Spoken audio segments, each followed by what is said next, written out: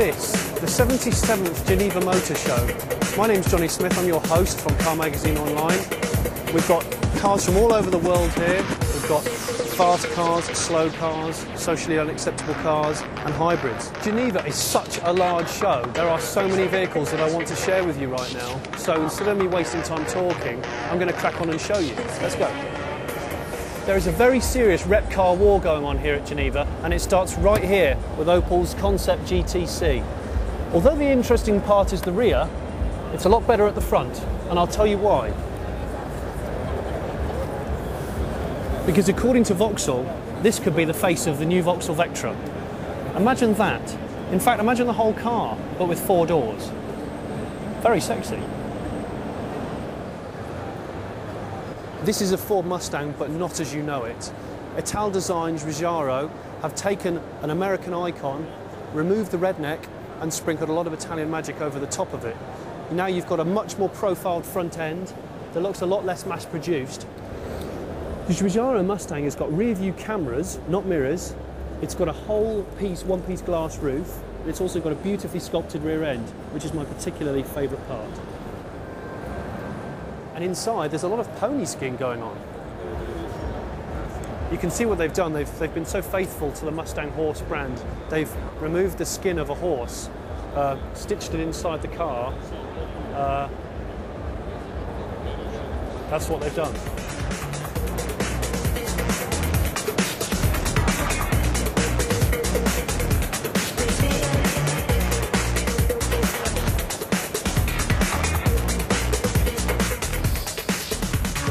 Oh, hello. I'm in the back of the coupe. It's the Audi A5. They've resurrected their classic coupe, and it's a genuine 4-seater. Hence me sitting in the back. Now it's available in 3 different engine sizes: 3.2 petrol, 2.7 diesel, 3-litre diesel, or you can go for the hot one, which we'll talk about in a second. And it's a fantastic looking car. If you don't want a TT, but you like the A4, take 2 doors off the A4, you've got the A5. And lots of Germans like it. Controversial styling aside, there is no doubt in the astounding technology that the Germans have put into the Audi R8 supercar. So much so, they want to show you everything. They've polished it with a chainsaw.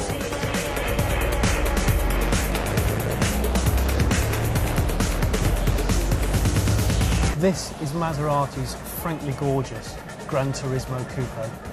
Now I could tell you that it's got a V8 in the front that's about 400 horsepower, and I could tell you that it will go to 62 in about 5.2 seconds.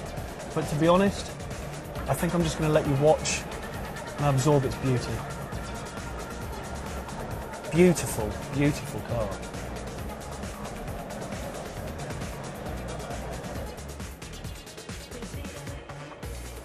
Coupes are most definitely in vogue at the Geneva Motor Show, but probably the largest and for me the most beautiful on sale here is the Bentley Brooklands Coupe.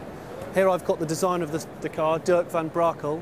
Dirk, can you run me by what actually makes the Brooklands? I think the Brooklands is a very special car. It actually, to me, it celebrates the effortless performance that's so typical of a Bentley. You're talking about a motor car here with 530 horsepower, 1,050 Newton meter. Wow. And I think one of the most important aspects of the design of the car is the low roof line.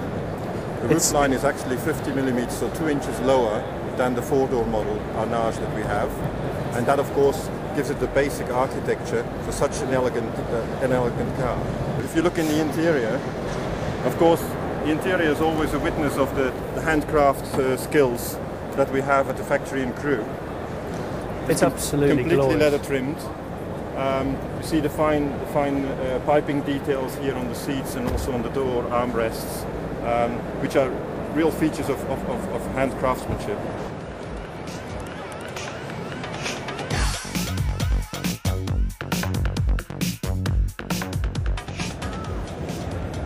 I think it's fair to say there's always quite a few left-field vehicles at Geneva, and it doesn't get any more left than this, the V12 bi-turbo Russian-built Russo Baltique.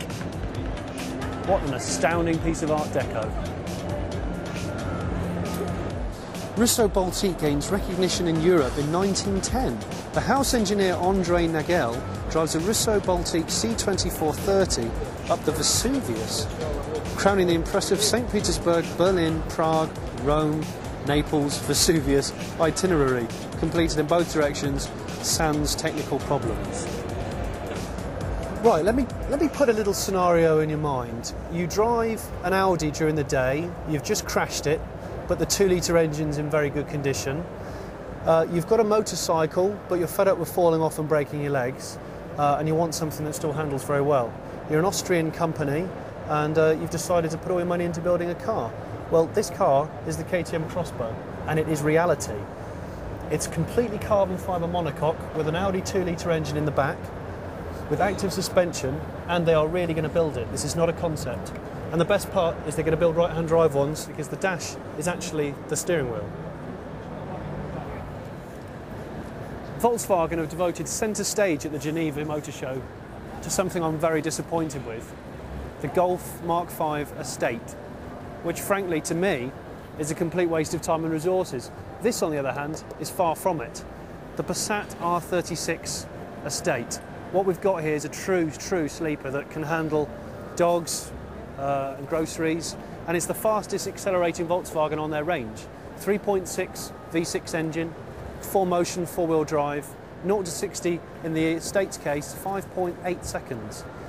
And it's a beautiful looking piece of Q car. And the Germans love it as well because the doors just shut and open so nicely. You know, and you just keep opening them and it feels so nice. And we can do this all day.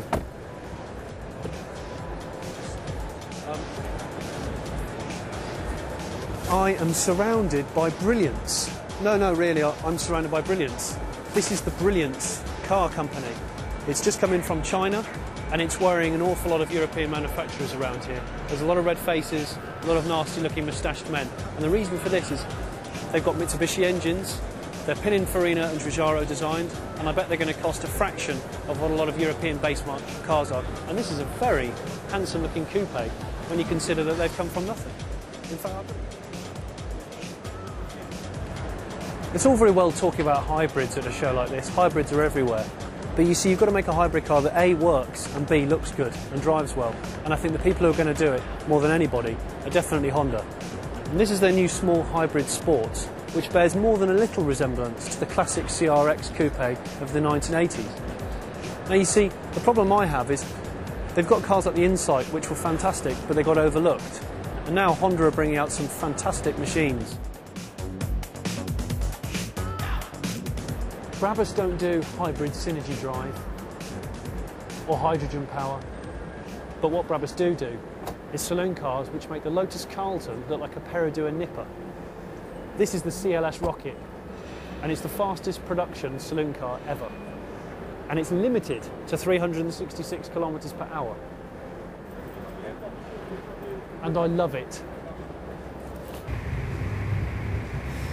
Small things do come in very neat packages, and thankfully Smart have gone back to doing what they do best. They've binned the terrible looking Phantom of the Opera 4.4, the coupe's sadly gone, but now we've got the revitalised Brabus for 2. It's ever so slightly longer, ever so slightly wider, and it goes around corners with a lot less understeer. It's a beautiful little car, and I'm really looking forward to driving this. I've driven the non-Brabus version, and it's extremely promising.